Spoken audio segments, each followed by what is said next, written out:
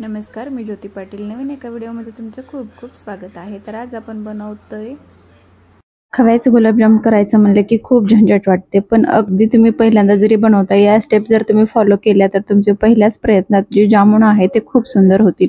इथे जामुन करत असताना पीठ कसं मळायचं, चाचणी कशी करायची, तळत असताना कोणत्या गोष्टी फॉलो करायच्या, सगळ्या टिप्स ह्या व्हिडिओमध्ये मी सांगितलेल्या आहेत। चॅनलवर नवीन असाल तर लाईक, शेअर अँड सबस्क्राईब करायला विसरू नका।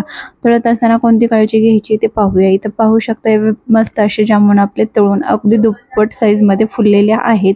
तर त्याच्यासाठी लागणारं साहित्य आणि जे काही आपण वस्तू वापरलेल्या आहेत त्याचं प्रमाण कसं वापरायचं सगळी माहिती यामध्ये सांगितलेली आहे। व्हिडिओ कुठेही स्किप करू नका, न करता पहा, म्हणजे तुम्हाला त्याची माहिती कळेल। इथं अर्धा किलो खवा घेतलेला आहे आणि अर्धा किलोपेक्षा जास्त साखर मी इथं वापरलेली आहे। म्हणजे जेवढाच आपण खवा वापरलाय त्याच्या दीडपट इथे मी साखर वापरलेली आहे। जर कमी गोड आवडत असेल तर कमी वापरलं तरी पण चालेल, तुम्हाला आवडीनुसार तिथं साखरेचं प्रमाण वापरायचं आहे।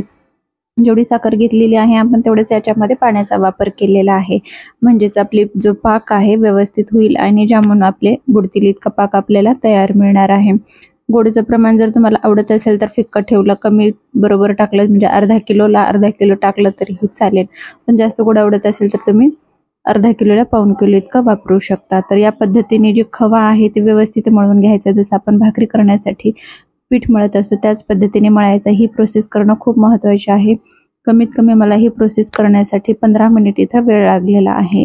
टायमिंग खूप महत्त्वाचा आहे। 15 मिनिट आपल्याला हे जे खवा आहे ते मळून घ्यायचं आहे, जेणेकरून खवा जो आहे ते व्यवस्थित असं सेल होईल। तर खव्याचे भरपूर प्रकार मिळतात, एकतर प्रमाण घट्ट मध्ये मिळतं आणि किंवा मग एखादा खवा जो असतो तो पातळ असतो। तर इथं माझा घट्ट पण नाही आणि पातळ पण नाही, असे मीडियम मध्ये असा खवा मला मिळालेला आहे। आता हे व्यवस्थित मळून घेणं खूप महत्त्वाचं असतं। आता बऱ्याच वेळेला खवा जो आहे ते फ्रीजमध्ये ठेवलेला असल्यामुळे जास्तच घट्ट होतो।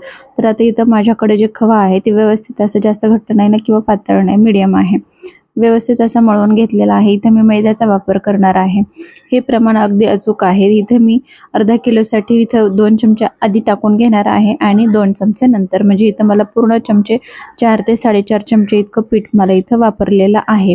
कारण हे जे तुमचं प्रमाण आहे तुमच्या खव्यावरती अवलंबून असतं। खवा जर जास्त पातळ असेल तर इथं तुम्हाला 6 चमचे सुद्धा पीठ लागू शकतं, पण इथं मला 4.5 चमचे पिठाचा वापर केलेला आहे। एक व्यवस्थित असं एकजीव करून घ्यायचं आहे। मळत असताना खूप काळजी घ्यायची, व्यवस्थित असं मळून सुद्धा घ्यायचं आहे। आता थोडंसं मला आणखी पातळ वाटतं म्हणून इथं मी 2 चमचे ॲड करणार आहे। इथं मी पूर्ण टोटल 4 चमचे ॲड केलेले आहेत, लागलं तर मी थोडंसं याच्यामध्ये घालणार आहे। आता सोडा टाकणं हे ऑप्शनल आहे, टाकला तर थोडंसं खुसखुशीत होतात आणि नाही टाकला तर आतून गच्च होण्याची शक्यता असते। तर इथे मी अगदी चिमूटभर असा सोडा वापरलेला आहे, जसे की आपण पकोडे वगैरे बनवताना वापरत असतो त्याच पद्धतीने टाकायचं आहे।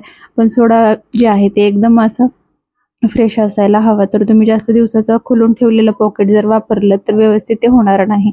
पीठ अगदी व्यवस्थित मळून घ्यायचं आहे आणि छोटे छोटे एकसारख्या आकारामधले जामुन जे आहेत ते वळून घ्यायचे आहेत। जामुनला पाहू शकता कुठेही रेषा वगैरे किंवा मग उरलेले नाही आहेत, व्यवस्थित असे आपले जामुन करून तयार झालेले आहेत। याच पद्धतीने सगळे जामुन जे आहेत ते आपल्याला वळून घ्यायचे आहेत।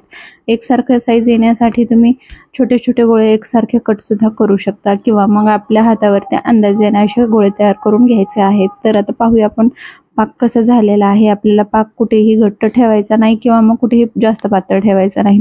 पाकाचा जो कलर आहे थोडासा बदलला किंवा मग हाताला चिटकला की समजायचं आपला पाक तयार झालेला आहे, पण कुठेही तार येत नाहीये, म्हणजे आपला पाक तयार झालेला आहे। पाक आपण काढून घेऊया एका थोड्या पसरट भांड्यामध्ये, जेणेकरून आपल्याला जो पाक आहे थंड करून घ्यायचा आहे। जास्तच गरम मध्ये जर आपण जामुन सोडले तर व्यवस्थित भिजले जाणार नाहीत किंवा मग तुटण्याची शक्यता असते। तर इथं आपण तेल तापण्यासाठी जामुन तयार झालेले आहेत, तेल तापण्यासाठी ठेवून घेऊया। व्यवस्थित आपले असे जामुन तयार झालेले आहेत। एक एक जामुन आता याच्यामध्ये सोडून घ्यायचे आहेत। तळत असताना महत्त्वाची टिप म्हणजे तेल व्यवस्थित गरम असायला हवं आणि गॅस जो आहे ते तेल तापल्यानंतर आपल्याला कमी ठेवायचं आहे। कुठेही फुल गॅसवरती आपल्याला जामुन जे आहे ते तळून घ्यायचे नाहीत आणि तेलामध्ये जामुन जेवढे टाकणार आहोत आपण जास्त प्रमाणात टाकायचे नाहीत, कारण तेलाचं टेम्परेचर कमी झालं तर जामुन तेलामध्ये विरघळण्याची शक्यता जास्त असते। त्याच्यामुळे तेल जे आहे ते आपल्याला तापवून घ्यायचा आहे आणि मिडियम गॅसवरती आपल्याला जामून तळून घ्यायचे आहेत. तळत असताना कमीत कमी 7 ते 8 किंवा 10 पेक्षा जास्त आपल्याला जामून तळायचे नाहीत. इथे मी अर्धा किलो तेल टाकलेलं आहे तळण्यासाठी. तर कढई मोठी आहे त्याच्यामुळे मी 9 जामून इतके तळलेले आहेत एका बॅचमध्ये. जर तेलाचं प्रमाण कमी असेल आणि कढई छोटी असेल तर 4-4, 5-5 बॅचमध्ये आपल्याला तळून घ्यायचे आहेत. साईजने पाहू शकता अगदी डबल झालेले आहेत आणि कुठेही विरघळलेला नाहीये किंवा कुठेही उरलेला नाहीये, चिरा गेलेल्या नाहीयेत. व्यवस्थित असे आपले तळून घ्यायचे आहेत. जर तुम्हाला जास्त डार्क कलर आवडत असतील तर थोडंसं लाल आणखी होऊ दिलात तरी पण चांगलेच लागणार आहेत जामून. याच पद्धतीने राहिलेली बॅच सुद्धा मी तळून घेत आहे. खुसखुशीत अगदी आतपर्यंत पाक जातो या पद्धतीने जर जामून केले तर खूप टेस्टी तर होतातच आणि जामून खायला कोणाला आवडत नाही. ते अशा पद्धतीने वरून थोडंसं प्रेस करायचं, हलवून घ्यायचं आहे म्हणजे आपले जामून आहेत ते तळाशी चिटकणार नाहीत आणि तळून घेण्यासाठी सोपे जाईल. या पद्धतीने मी इथपर्यंत कलर येईपर्यंत तळलेले आहे. जर तुम्हाला जास्त काळ्या कलरमध्ये आवडत असतील तर थोडेसे तळले तरी पण चालते. या पद्धतीने मी सगळे जामून तळून घेतलेले आहेत. आता पाक जो आहे ते आपल्याला कोमट झालेला आहे. जास्त थंड करायचा नाही किंवा जास्त गरममध्ये याच्यामध्ये टाकायचा नाहीये. जामून सुद्धा तळून आपल्याला इथं 10 मिनिट झालेले आहेत. 10 ते 15 मिनिटांनी तुम्ही सोडायचे आहेत.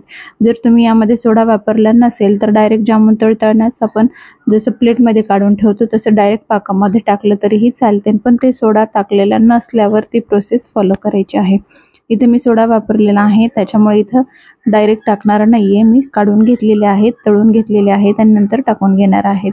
आता या पसरट टोपलीमध्ये ठेवण्याचं कारण म्हणजे व्यवस्थित असं पाक जो आहे ते सगळीकडे स्प्रेड होणार आणि व्यवस्थित आपले जामून जे आहेत ते मध्ये मिक्स होणार आहेत. पाहू शकता आपले जामून तेलात पाण्यात चाचणीच्या पाकामध्ये टाकताच व्यवस्थित असे झालेले आहेत. खाण्यासाठी हे जामून तयार आहेत. एकदम खुसखुशीत आणि आतपर्यंत पाक गेलेला आहे. माझ्या मुलांना तर याच्यातले 2-3 जामून सुद्धा खाऊन सुद्धा बघितलेले आहेत अशा पद्धतीने, म्हणून ते तुम्हाला 1-2 तुकडे दिसतील. अशा पद्धतीने हे जामून तुम्हाला कट करून सुद्धा दाखवते. आतपर्यंत पाक गेलेला आहे. पाहू शकता अगदी सहज तुटेल असा हा जामून आपला तयार झालेला आहे. एकदम रसरशीत असा, आतून सुद्धा पाणी यातला जो पाक आहे ते बाहेर येतो आहे. अशा पद्धतीने आपला जामून तयार झालेला आहे. तुम्हाला ही रेसिपी पहिल्यांदा जरी तुम्ही पाहिली तरीही तुम्हाला याच्यातील माहिती सगळी समजेल आणि तुम्ही अगदी पहिल्यांदा जरी बनवत असाल तर तुमचे जामून आहेत ते परफेक्ट येणार आहेत, कुठेही बिघडणार नाहीयेत. चाचणी, त्याचा टायमिंग, त्याचं मोजमाप एकदम अचूक आहे.